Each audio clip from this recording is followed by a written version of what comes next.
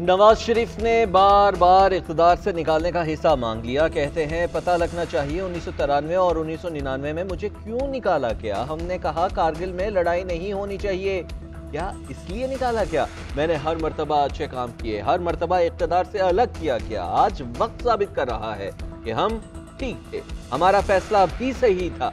Nawaz Sharif पार्लिमानी board से खिताब में बोले, अच्छे भले लोगों को निकालकर इख्तियार अनाड़ी के हाथ में दे दिया।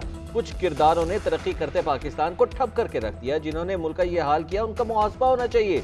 मुआशी बदनज़मी 2019 से शुरू हुई, 2022 में मुल्क का बेड़ा गर्क कर दिया। भारत समेत तमाम हमसायों के साथ ताल्लुकात को मजबूत करना होगा।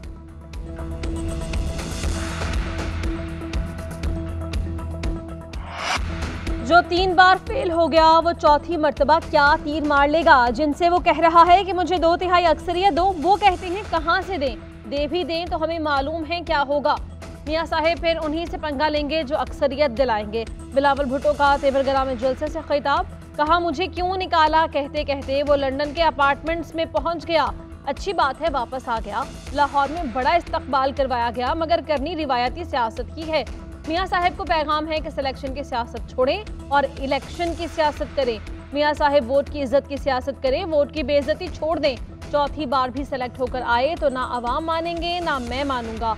मियां साहिब के कारकुन आज भी वजारतें चला रहे हैं। ये शफाफ इंतखाबात के लिए गलत पैगाम है।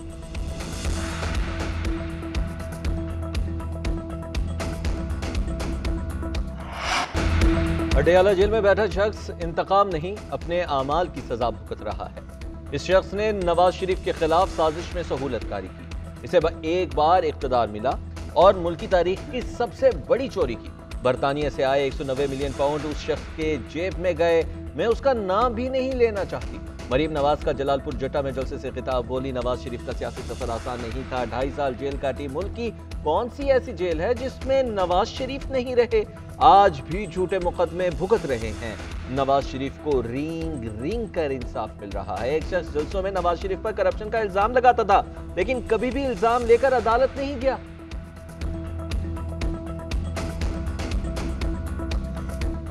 को लाने के लिए इलेक्शन आगे किए, मगर वो कमरे से बाहर नहीं निकल रहा। कोयटा गया तो होटल में मीटिंग करके आ गया। 9 फरवरी की टिकट बुक है, सारे लाडले वापस चले जाएंगे। साबिक वज़ीर आला सिंध मुराद अली शाह के नवाज शरीफ पर तनकीदी निश्तर, कहा 2013 में गिनती चल रही थी लेकिन लाडले की जीत का ऐलान कर दिया गया।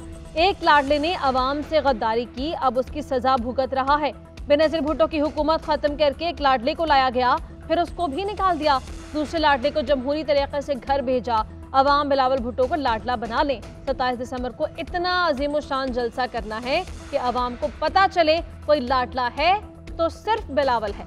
अगर कोई समझता है कि अवाम ही मुझे जितवाएगी तो वो बिलावल भुट्टो है।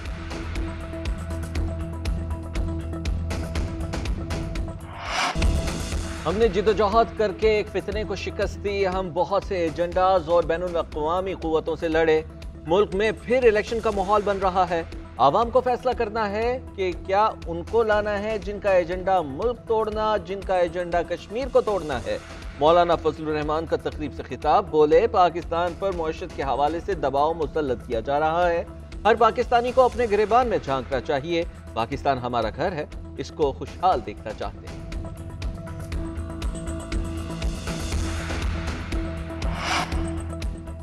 चेयरमैन तहरीके इंसाफ बैरिस्टर गौहर खान का इलेक्शन कमीशन से बिला ताखीर पार्टी सर्टिफिकेट शाया करने का मुतालबा। ट्वीट में कहा, जमहूरियत में आज़ादाना और मुनसिफाना इंतखाबात का मतलब इंतखाबी अमल में तमाम सियासी जमातों की शमूलियत है।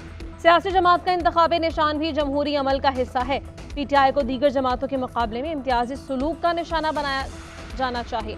दूसरी जानिब तर्जुमान तहरीक इंसाफ कहते हैं कि इलेक्शन कमीशन बल्ले का निशान जारी करे, बल्ले के बगैर इंतखाबात अपनी हैसियत और अफादियत खो देंगे। उधर इंट्रा पार्टी इलेक्शन के खिलाफ अकबर एस बाबर की दरख्वास्त पर इलेक्शन कमीशन ने तहरीक इंसाफ के 9 अहदेदारान को नोटिस जारी कर दिया।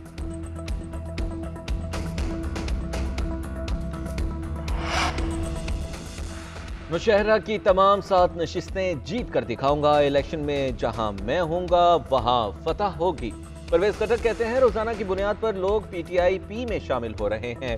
मेरा सफाया कोई नहीं कर सकता, जल्द मंशूर लोगों के सामने रख देंगे। दीगर जमातों से सीट एडजस्टमेंट पर भी बातचीत जारी है। कई कायदीन से मुलाकातें की। तमाम सियासी कायदीन से अच्छे ताल्लुकात।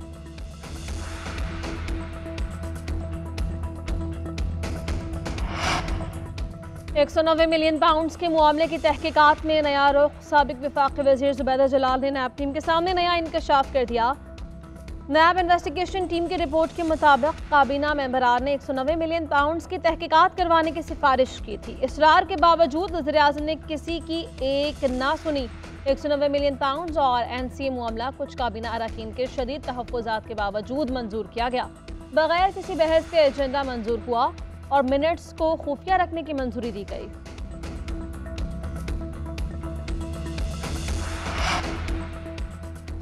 तोशाखाना केस में बानी PTI की अपील नाकाबिल समाअत होने पर खारिज की। इस्लामाबाद हाई कोर्ट का तफसीली फैसला जारी। Chief justice Islamabad high court justice Aamir Farooq की जानिब से जारी फैसले में कहा गया, इलेक्शन कमीशन का 21 अक्टूबर का फैसला पहले इस्लामाबाद हाई कोर्ट में चैलेंज किया। दरखास्त गुजार की इसी अदालत से अबूरी रिलीफ मिला। कोई दरखास्त तब वापस नहीं की जा सकती जब लगे कि बज़ाहिर फरीक़ैन का हक मुतासिर होगा। दरखास्त वापस लेने की इस्तदा मंजूर करना तयशुदा असूलों की खिलाफ वर्जी है। दूसरी जानिब तौहीन इलेक्शन कमीशन केस में जेल ट्रायल चैलेंज। बानी चेयरमैन PTI ने लाहौर हाई कोर्ट में दरखास्त दायर कर दी। इस्तदा की ओपन कोर्ट में ट्रायल का हुक्म दिया जाए जिसमें वकला और आवाम को इजाजत हो।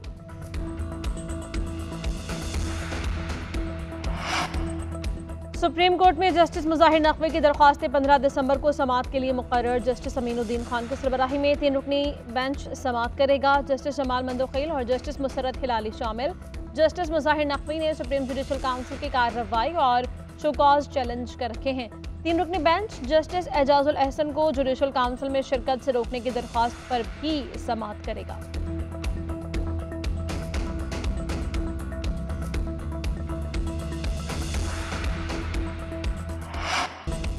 इमेज बेहतर करना है तो पुलिस अपना रवैया बदले। वर्दी तब्दील करने से पुलिस का इमेज बेहतर नहीं होता।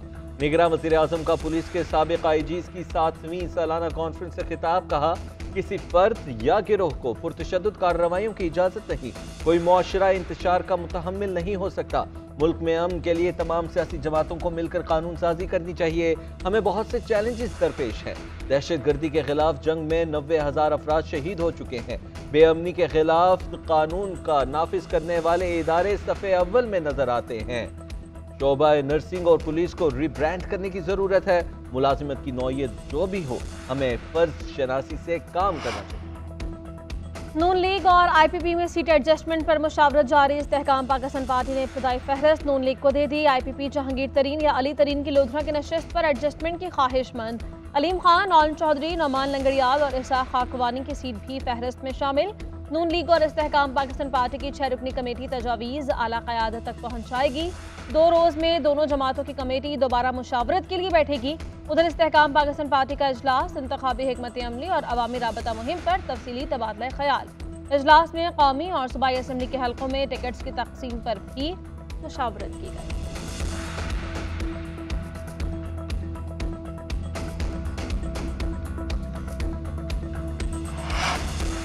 बाजोड़ में PTI का कन्वेंशन। कारकुनान की बड़ी तादाद में शिरकत। अनवर ज़ेब की रिहाइशगाह पर कन्वेंशन से शेर अफजल मरवत और दीगर ने खिताब किया। कन्वेंशन के बाद पुलिस ने साबिक सूबाई वजीर अनवर ज़ेब खान को गिरफ्तार कर दिया। पुलिस के मुताबिक अनवर ज़ेब को दफ़ा 144 की खिलाफ वर्जी पर हिरासत में लिया गया। उधर कोहाट में तहरीक इंसाफ को कल के वर्कर्स कन्वेंशन की इजाज़त ना मिल सकी।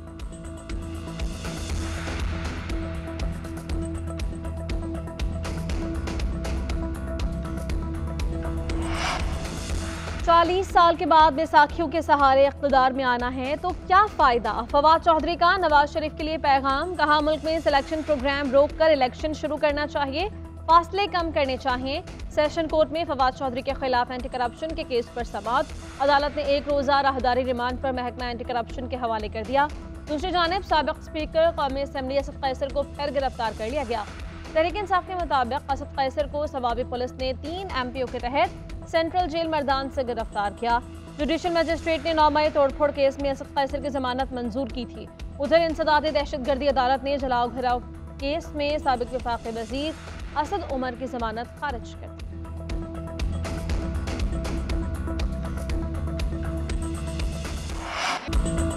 दूसरों को दहशतगर्द कहने वाला खुद 9 मई का मुजरिम है।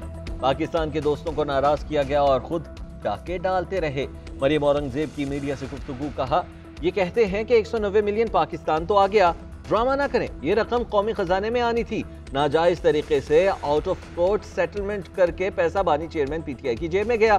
साइफर जैसे हसास मामले पर सियासत करूंगा और हिसाब नहीं मांगा जाएगा, ऐसा कैसे होगा? मियां जावेद लतीफ बोले, जिसने पाकिस्तान की चूल्हे हिला दी उसे 10 कमरों की पुरताई उस जगह पर रखा है। हमारे लिए कानून और इंसाफ के तकाजे और हैं और उनके लिए और हैं।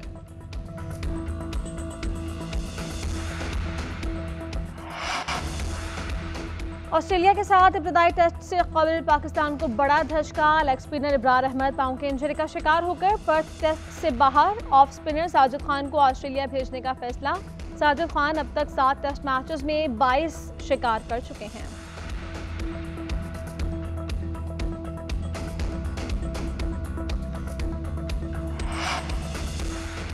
Pakistan New Zealand women T20 series कौमी खिलाड़ियों के नाम। आखिरी मैच में न्यूजीलैंड ने डकवर्थ लुइस मेथड के तहत 6 रन से कामयाबी हासिल की। कौमी टीम ने पहले खेलते हुए 137 रन बनाए, न्यूजीलैंड ने 101 रन बनाए। बारिश के बायस मेजबान टीम को फातेह करार दिया गया। फातिमा सना सीरीज की बेहतरीन खिलाड़ी करार पाई।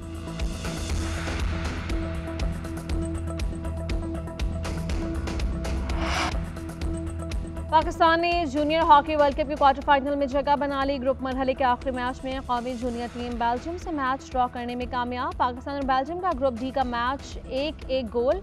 क्वार्टर फाइनल में पाकिस्तान का मुकाबला स्पेन से होगा।